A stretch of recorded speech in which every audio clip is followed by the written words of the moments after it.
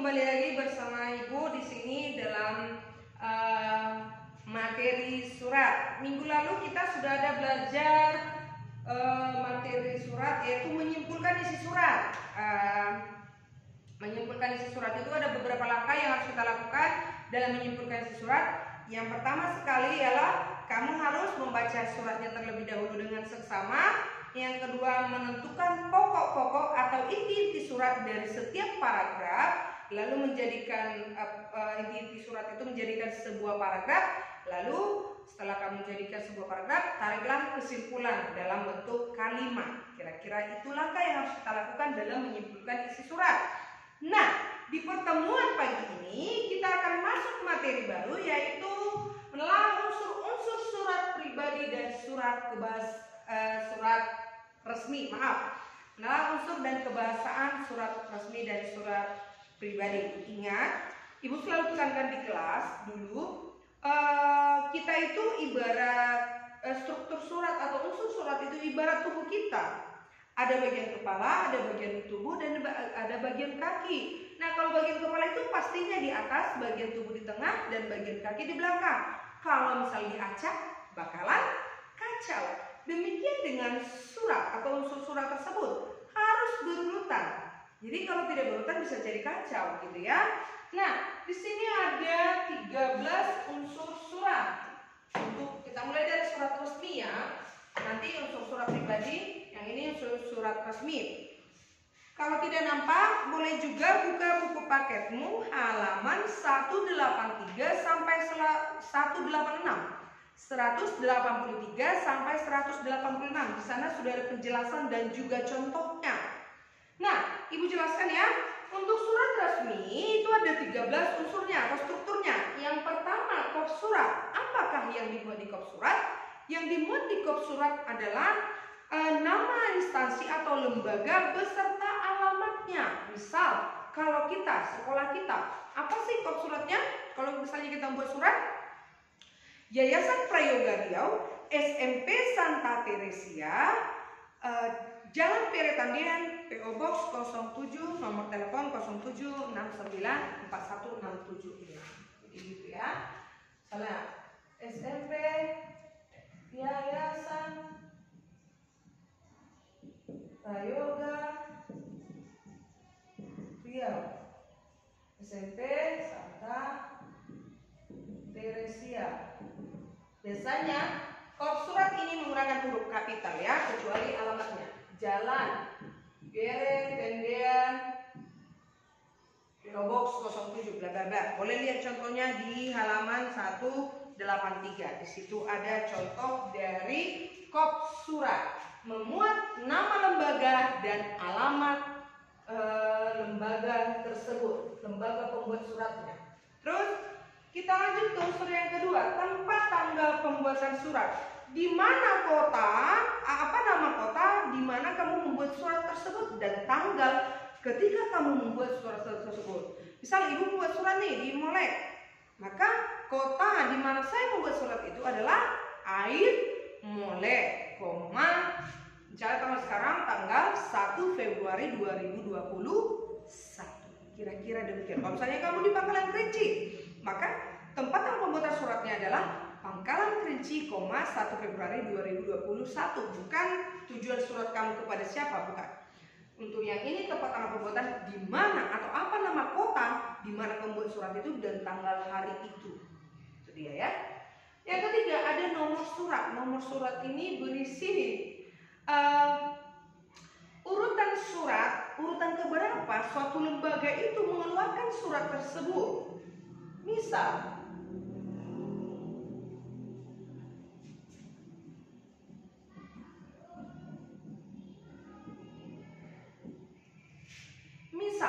Ibu membuat surat hari ini, Ibu mengirimkan kepada orang tua kalian. Maka karena semalam nomor 205, ketika saya membuat surat saat ini, maka surat yang dikeluarkan oleh suatu lembaga atau instansi kita ini adalah urutan ke 206. Kalau misalnya besok saya buat surat lagi, berarti nomor 207. Besoknya saya buat surat lagi, nomor 208. Demikian ya, urutan keberapakah suatu lembaga itu mengeluarkan surat, gitu ya. Lalu di sini ada SMP ST, itu artinya lembaga yang mengeluarkan surat itu adalah SMP. ST ibu singkat Santa Teresia, Santa S Teresia T. Garing, ada ini 2 Romawi. 2 Romawi artinya bulan berapa kita buat surat itu. Romawi 2, karena sekarang kan Februari. Kalau misalnya saya mengirim suratnya, maka yang ditulis di sini adalah 3 Romawi. Kalau saya bulan 12 berarti 12 Romawi. XII. Demikian. 2021 jelas ya. Itu tahun pembuatan surat. Ini bulan dan tahun pembuatan surat. Urutan keberapa? Siapa pembuat suratnya? Bulan berapa surat itu dibuat dan tahun berapa? Itulah yang dibuat, informasi yang dibuat dalam nomor surat. Kita lanjut ke lampiran. Lampiran ini berkas-berkas tambahan yang dimuat ketika membuat surat. Misal ibu membuat surat lamaran kerja. Nah, ketika saya menulis surat lamaran itu, adakah berkas-berkas, ada kertas lain yang saya bubuhi, yang saya tambahi ketika saya membuat surat tersebut? Misal, bersama dengan surat ini saya lampirkan fotokopi KTP, fotokopi ijazah, fotokopi KK, fotokopi KTP, fotokopi akte lahir, fotokopi KK, KTP dan ijazah. KK, KTP dan ijazah. Nah, ada berkas lain yang saya bubuhkan di dalam surat itu. Ada kertas lain. Ada berapa tadi? Ada 3 fotokopi KK, KTP dan ijazah. Maka lampiran. Artinya di dalam surat bersama dengan surat itu ada saya kirim kertas yang lain atau berkas yang lain, yaitu 3 lembar. Kalau misalnya tidak ada, cukup tanda strip. Begitu kira-kira. Jadi tidak wajib ya. Itu kalau misalnya ada lampiran kita masukkan di surat itu biasanya ini. Perihal hal apa yang akan dibincangkan atau yang disampaikan melalui surat tersebut? Misalnya undangan kah, mohon izin kah, pemberitahuan kah, gitu ya. Apa perihal yang dibahas dalam surat tersebut? Itu dia. Alamat tujuan surat, kepada siapa surat itu akan kamu kirimkan? Saya yang terhormat Ibu Kepala SMP Santa Teresia. Nah, berarti yang mendapatkan surat itu adalah Ibu Kepala SMP Santa Teresia atau kepada orang tua peserta didik kami di tempat. Maka yang mendapat surat itu adalah orang tua kalian. Itu dia. Kepada siapa surat itu akan dikirimkan? Lalu ada salam pembuka. Kalau dalam surat resmi itu sudah dibakukan, salam pembuka itu hanya menggunakan dengan hormat. Kalau di surat pribadi boleh Hai guys, shalom, salam hangat, salam cinta, salam kangen, dan lain-lain. Untuk membuka surat itu pengantar, kalimat pengantar untuk masuk ke isi, ke informasi penting yang kita sampaikan dari surat tersebut. Bersamaan dengan surat ini, saya yang bernama dan tanda tangan di bawah ini bla bla bla. Itu pengantar dulu. Jangan langsung saya mau mengundang orang tua kalian mengambil rapor. Kami mengharapkan orang tua kami, peserta didik kami supaya mengambil rapor di sekolah. Tidak kan? Terus harus ada dulu pengantarnya, lalu masuklah di isinya. Isi surat itu mau ngapain? Misalnya meminta orang tua kalian untuk mengambil rapor di sekolah. Nah, kalau sudah disampaikan isinya, penutup suratnya. Tadi kan harus ada pengantar untuk isi. Setelah isi ada kalimat penutup untuk mengakhiri kalimat. Demikian undang yang kami sampaikan. Atas perhatiannya kami ucapkan terima kasih. Tutup. Lalu hormat, salam penutup. Kalau tadi di pembuka ada salamnya, maka di tutup juga harus ada. Yaitu misalnya hormat kami, hormat saya, dan lain-lain. Lalu ada pengirim surat. Nah, di pengirim surat ini biasanya dimuat nama dan gelar si pembuat surat tersebut atau jabatannya dan juga tanda tangan. Lalu ada satu lagi tembusan. Ini tentatif ya. Jika ada ya dibuat. Jika tidak juga tidak masalah. Tidak semua surat ada tembusannya. Namun biasanya dari instansi pemerintahan biasanya itu ada tembusannya. Misal tembusan itu kepada siapa ditembus atau kepada siapa saja surat itu akan dikirimkan. Jadi satu format surat dia, tetapi dari tembusan itu kita juga mengetahui bahwasanya yang mendapat surat itu tidak hanya kita, siapa-siapa saja kah yang akan ditembus atau yang dituju atau yang mendapatkan surat itu kita bisa tahu. Ya, jadi ini satu format surat tetapi didapatkan oleh beberapa orang, beberapa instansi atau lembaga. Jadi bisa ada, bisa tidak sebuah ketetapan. Oke, kita beralih ke unsur surat pribadi. Ada yang berbeda dari unsur surat resmi resmi dengan surat pribadi. Kalau di surat pribadi hanya dimuat tanggal, alamat tujuan surat, salam pembuka surat, isi penutup surat, salam penutup, dan pengirim. Nah, ada perbedaannya. Di mana perbedaannya dari unsurnya ini, dan sekaligus juga nanti perbedaan dari surat resmi dan surat pribadi. Yang pertama, di bagian kop surat. Surat pribadi tidak memiliki kop surat. Kenapa? Karena bukan suatu lembaga, itu kan surat pribadi yang mengurus kepentingan pribadi, bersifat pribadi, maka tidak memiliki kop surat. Juga tidak memiliki nomor, lampiran, dan perihal serta tembusan. Ya, kalau yang lain tepat alamat tujuan surat, pembuatan surat, alamatnya, salam pembuka surat, penutup, salam penutup, pengirim, itu ada dimiliki oleh surat pribadi. Tetapi tidak memiliki apa tadi? Kop, nomor, lampiran, perihal, tembusan. Di situ letak perbedaannya. Lalu yang kedua, untuk salam pembukanya mungkin dia boleh bebas dari segi sifatnya tadi bahwasanya ini resmi, maka menggunakan bahasa baku, sementara surat pribadi karena bersifat pribadi boleh menggunakan bahasa yang non baku, bahasa pribadi, bahasa sehari-hari dengan ketentuan harus sopan. Nanti Ibu akan jelaskan di unsur kebahasaan struktur ya, unsur kebahasaan surat. Sekarang kita dari unsur dulu. Jadi bisa dilihat jelas di sini ada unsur atau bagian-bagian atau struktur dari surat resmi dan surat pribadi. Tadi letak perbedaannya, si surat resmi memiliki kop, nomor, lampiran, perihal, tembusan, sedangkan si surat pribadi tidak memiliki kelima hal tersebut. Kalau kurang jelas boleh buka buku paketnya halaman 183 sampai 186. Di situ sudah ada penjelasan dari unsur-unsur surat beserta contohnya. Oke, kita lanjut ke unsur kebahasaan yang dimiliki oleh surat. Unsur kebahasaan yang pertama adalah menggunakan bahasa baku. Dalam artian di sini tata bahasa baku itu adalah penggunaan huruf kapital. Ya. Bahasa baku non baku penggunaan huruf kapital. Misal penulisan nama tempat tanggal pembuatan surat, misalnya Ukui 1 Februari 2021.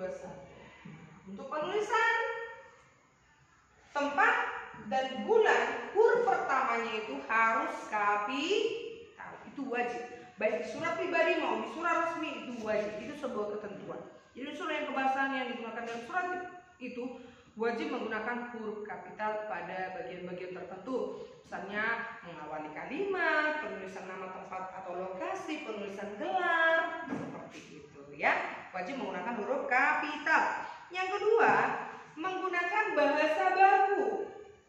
Di surat resmi, di surat pribadi menggunakan bahasa sehari-hari tetapi harus sopan.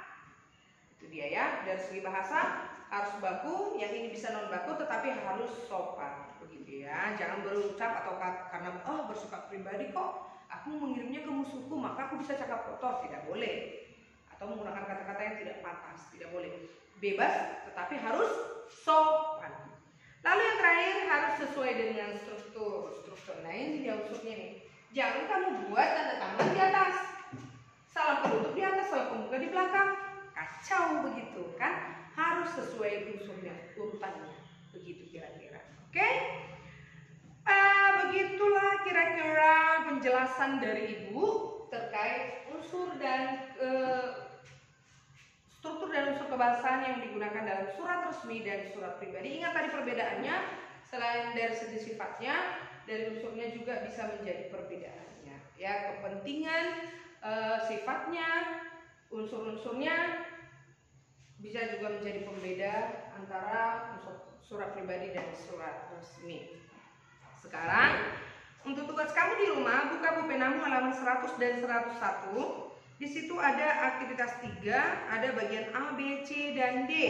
Nah, untuk tugas aktivitas 3 ini, surat A untuk mengisi yang bagian B, surat bagian C untuk mengisi kolom di bagian D. Lihat, di bagian A ada dikasih nomor-nomor toh? Ada dikasih nomor-nomor di surat bagian A dia ada sampai 8 unsur. Sedangkan di bagian C ada 10 unsur. Misal, unsur yang pertama di surat A malam 28 Januari 1. Itu apa kira-kira? Malam 28 ini di dalam unsur surat. Ini apa ini namanya? Malam 28 Januari 2018. Namanya tempat tanggal surat. Jadi isi di bagian B. Nomor 1 ini unsur apa? Waktu dan tempat. Adakah kesalahannya? Adakah kesalahan penggunaan bahasa di sana? Ada. Apa itu? Nama kota tidak diawali dengan huruf kapital. Ya, benar. Bisa kamu lihat di suratnya. Malangnya itu menggunakan huruf kecil. Maka tuliskan perbaikan di sampingnya. Malam 28 Januari 2018, tetapi M-nya sudah berubah menjadi huruf kapital. Jadi yang pertama tentukan dulu semua unsur surat ini nomor 1 sampai 8. Lalu apa kesalahan yang ada di nomor 1, 2, 3, 4, 5 sampai 8. Lalu kalau ada kesalahan perbaikannya bagaimana? Jangan paksakan, kalau memang tidak ada kesalahan ya tidak ada, strip. Tapi kalau ada kesalahan, apa kesalahannya lalu perbaikannya bagaimana? Demikian juga dengan surat di bagian C. Ingat ya, surat A ini surat pribadi, surat C ini surat resmi. Lihat sampai 10, nomor 1 itu apa, nomor 2, 3, 4 sampai 10 itu apa di bagian unsur-unsur surat. Lalu kesalahannya apa? Kalau tidak ada kesalahan tidak usah dipaksakan. Lalu kalau ada kesalahan perbaikannya bagaimana? Oke, jadi tugasnya halaman 100 dan 101. Tugasnya ini ibu akan ambil nilai, maka dikerjakan dengan baik, dikerjakan dengan sungguh-sungguh, dikerjakan langsung di buku penanya. Kalau sudah selesai foto kirim lewat WA atau GCR ibu boleh. Ibu tunggu hari ini juga. Kalau ada yang kurang paham boleh tanyakan ibu ya. Kalau ada yang kurang paham boleh tanyakan ibu. Baik, itu saja ibu rasa. Pertemuan berikutnya seperti ibu sampaikan tadi di voice note, kita harus aktif ya nak ya. Kita berdua supaya pandemi segera berlalu kita bisa tatap muka. Tetapi dibarengi dengan itu jangan jadi patah semangat. Gak jadi tatap muka. Kita harus tetap semangat, belajar dengan sungguh-sungguh di rumah. Pertemuan berikutnya ibu harapkan aktif Zoom semuanya. Karena apa? Karena pertemuan minggu depan kita akan membuat surat. Kita akan membuat surat.